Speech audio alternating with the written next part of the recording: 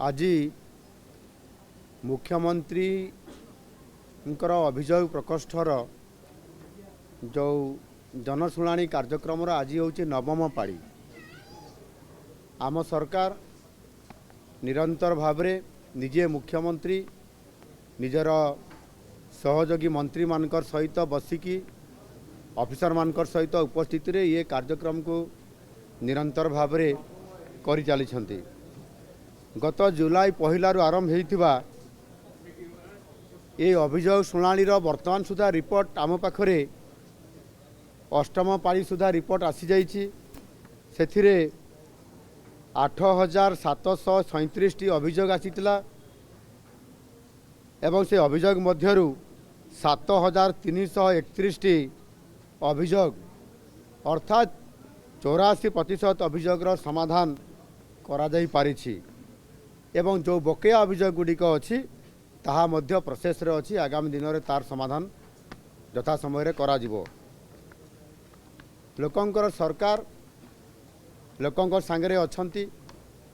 जो लोक माने साधारणतः भाव में दुखी एवं समस्या रे जर्जरित होउछंती विभिन्न तलस्तर प्रशासनिक स्तर रे हो बा विभिन्न क्षेत्र रे हो सेमाने जेते बड़े हारासमेंट होउछंती सेते बड़े सेमाने माननीय मुख्यमंत्री अभियोग प्रकोष्ठ को भरोसा नहीं करी आशा नहीं करी सेमाने आसुछंती एवं आज मध्य अनेक असाध्य एवं दुरारोग्यर पीड़ितों को आज सेमाने मुख्यमंत्री अभियोग प्रकोष्ठ को आसीथिले एवं सेमानक मध्यरु मुख्यमंत्री रिलीफ पांठी आमे सहायता जोगाई देबा पाई एक नूतन पद्धति सिस्टम रे जेभली भाव में सिंगल विंडो सिस्टम थाए से भली भाव में कैपिटल हॉस्पिटल रो गोटे मेडिकल टीम आसीचंती सेमने एठी बसिचंती।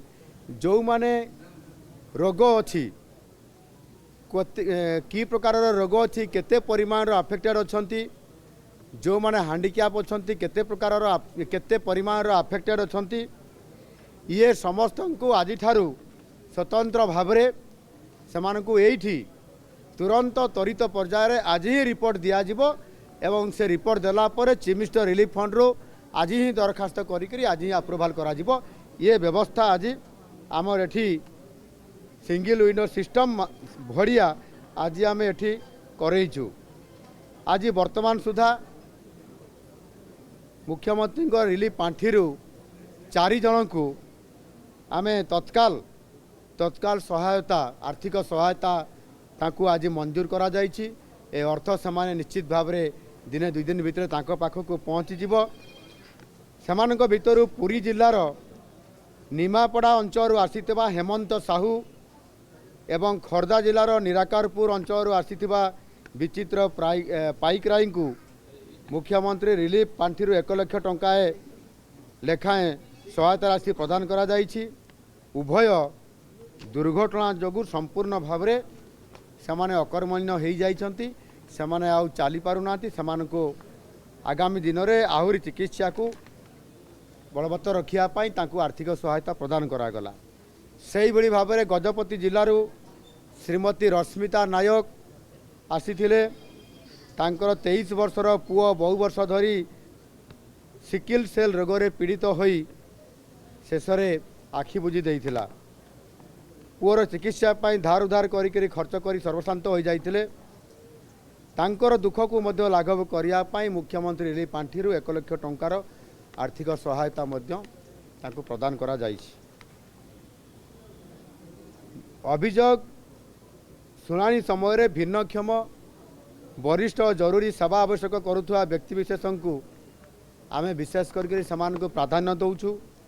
समस्त अभियोग को गुरुतर भाव निया जाई त्वरित पर्यायर मंत्री 6 जन आज अछंती।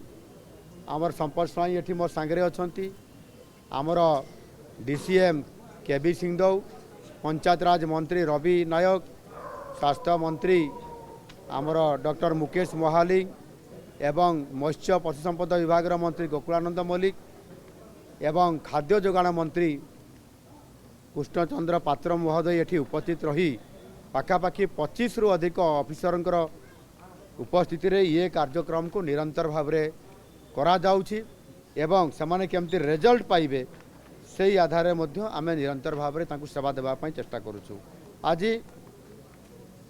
बालेश्वर जिलार विशेष करी आपंकर भोगराई अंचल जड़े मुसलमान महिला हाजिरा बीबी सी आसी बोन बोन म्यारो कैंसर तांकर हो जाइछि से बहुत कष्ट पाउछंती चिकित्सा पाई से एठी आसीछंती सहायता नबा पाई एवं आम सरकार सबका साथ सबका विकास सबका प्रयास ये जो मुद्रा रे अछंती सबु वर्गर लोकन को सहायता करिवा पाई आ सेथिपाई मध्य आज तांकु त्वरित पर्यायर डॉक्टर रिपोर्ट करला पर 3 लाख टंकार आर्थिक सहायता मध्य प्रदान करा जाइछि एवं से किबड़ी भाव में चिकित्सा हेबे सेथिपाई मध्य तांकु नजर रखिकरी विभागीय डॉक्टर एवं प्रशासनिक अधिकारी मानकर सहित जोगाजोग रखिया पाई कुहा जाइछि।